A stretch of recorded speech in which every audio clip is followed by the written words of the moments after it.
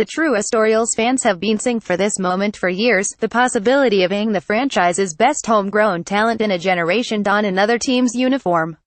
The same vibrant fan base that was revived by Manny Machado's youthful exuberance knew that he'd more than likely be playing his prime years for another team.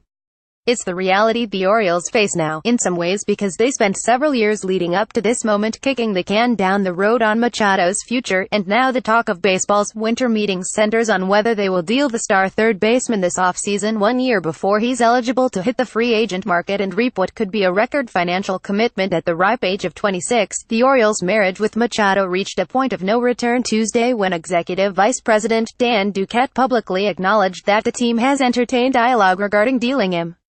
The relationship between a player and his team is never quite the same after the team openly concedes that it is considering trading him.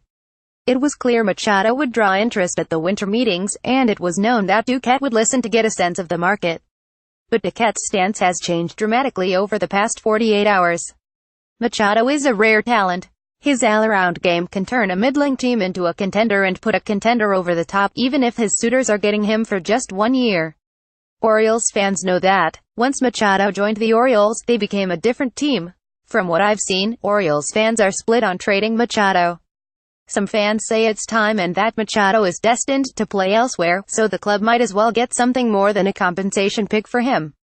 Others say it's beyond time, that the Orioles' attempt to contend at the trade deadline was done out of false hope, and moving Machado then would have earned a better haul. But if they can agree on one thing, it's the lingering frustration of seeing this franchise let players turn their backs on Baltimore. The sting of seeing ace Mike Mussina, perhaps the best homegrown Orioles player before Machado, leave town for riches in New York still lingers, as does being shunned by Anne Arundel County slugger Mark Teixeira years later. Baltimore is used to it, so how can fans who suffered through 14 straight years of losing, even the staunchest truest and Dan and Buck supporters, not feel sick to their stomach at the notion of trading Machado? Even more gutting is that Machado is likely to leave Baltimore, whether it's this week or next October, without the Orioles truly making a fair attempt at keeping him.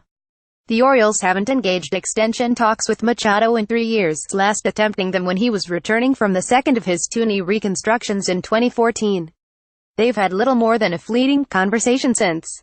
In part because of that, and because there will eventually be so much turnover throughout the organization in the next year, from the front office to the manager's office to the clubhouse, if the Orioles trade Machado, it's a deal they can't mess up. Duquette has some feathers in his cap.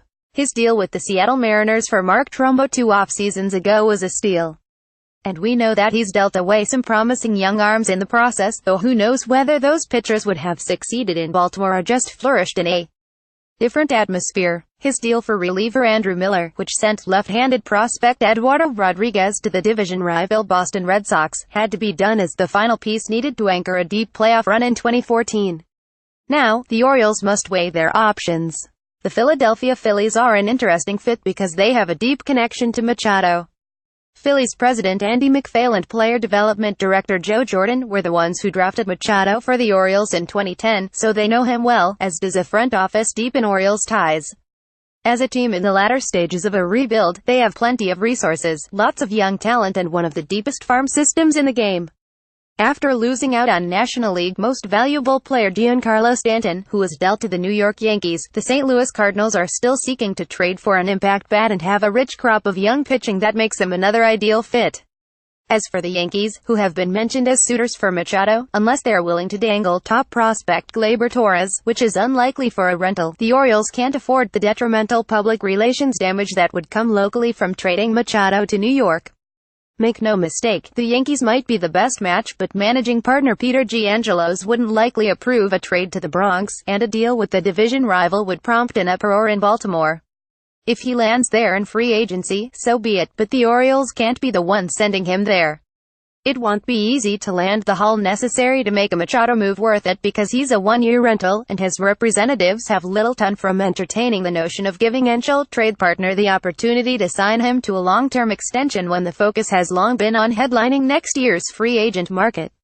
While moving Machado might be necessary to inject more young talent into the Orioles' for years to come, with the club eventually losing so much talent a year from now, they can't afford to be hasty in making the trade because the wrong deal could set the Orioles back for years. And no Orioles fan wants to go through that again. Ian Cena at BaltSun.com, Twitter.com, Eddie and Neard.